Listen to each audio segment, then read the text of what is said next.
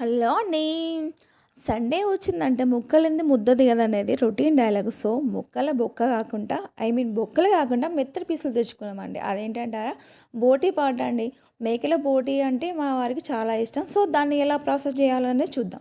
First వెల్లుల్లి మరిగిచ్చేసి దాంట్లో కాస్తంత సాల్ట్, కొంచెం పసుపేసేసి ఈ బోటీని దాంట్లో వేసి చాలా మరిగించుకోవాలి. ఎందుకంటే ఇది ఉడకడానికి చాలా టైం పట్టుద్ది.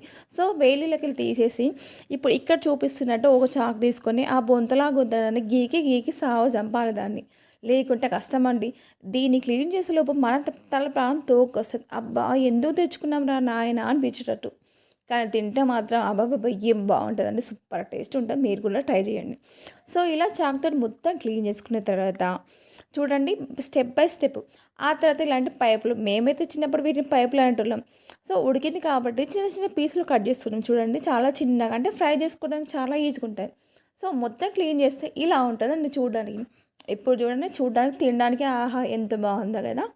ఇంత కష్టపడితే ఇలా జరుగుతుందన్నమాట. నెక్స్ట్ ఏంటంటారా, నేను వీడియో ఆన్ చేసేసరికంటే వరకి మసాలా గోలిచ్చేసుకున్నా. ఆ మసాలా ఏంటంటారా, ఉల్లిగడ్డ పేస్టు, కుడక పేస్టు, ధనియాలు అన్నీ కలిపేసి మసాలా పేస్ట్ చేశాను. అది ఆయిల్‌లో గోలించుకున్నాను. సో, ఇప్పుడు పసుపు ఇంక్లూడింగ్ అల్లం కూడా ఏసేసానండోయ్. అల్లం వేసేయలేదనుకుంటున్నారు. సో, ఇలా గోలించుకున్న తర్వాత ఆ మసాలా పేస్ట్ అనేది ఎర్రగా వచ్చిన తర్వాత ఈ బోటి ముక్కల్ని దాంట్లో వేసేయాలి. ఇలా వేస్తూ కొంచెం వేసుకుంటూ కలపాలండి. బోటి పార్ట్‌లంటే మంచి నీట్‌గా కడిగితే తప్ప అది స్మెల్ అనేది పోదు. లేకుంటే నీచు వాసన వస్తుంది. దాన్ని మనం తినలేదు మండోయ్. ఇలా ఫ్రై చేసుకున్న తర్వాత, ఇలా పోపేసుకున్న తర్వాత దాని పైనుంచెల్లి కొంచెం కారప్పొడి మీ టేస్ట్‌కి తగ్గట్టు. నేనేసిన కారం అయితే ఎక్కువయిందండోయ్. సాల్ట్ మాత్రం తక్కువైపోయింది. కారం ఎక్కువైంది, ఉప్పు తక్కువైంది. పైనుంచెల్లి ధనియాల పొడి కాస్త ఎక్స్‌ట్రా యాడ్ చేయలేదనుకోండి, ఆ టేస్ట్ అనేది రానే రాదు. మీకు తెలవనిదేముంది. నాన్ వెజ్ అంటే మసాలా కంపల్సరీగా ఉండాల్సిందే. లేకుంటే ఏం బావుంటది. నేను non veg Priya pickle paste అనేసి ప్రియా పికిల్ పేస్ట్ అంటే పికిల్ కాదండి. నాన్ వెజ్ మసాలా వాడతాను. అది కాస్త ఏందంటే గ్రేవీ లాగా వస్తది.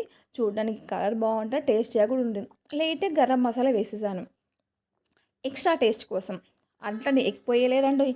కొంచెం తగ్గించుకొనే వేసాను. ఎక్కువ వేస్తే మళ్ళీ కారం వస్తది. సో, ఈ బోటి పక్కన పూరీలు, మెత్తటి పూరీలు, చికెన్ ఫ్రై, జొన్న రొట్ట, ఆహా! బోటీతో రోటి. వినడానికి ఎంత బావుంది.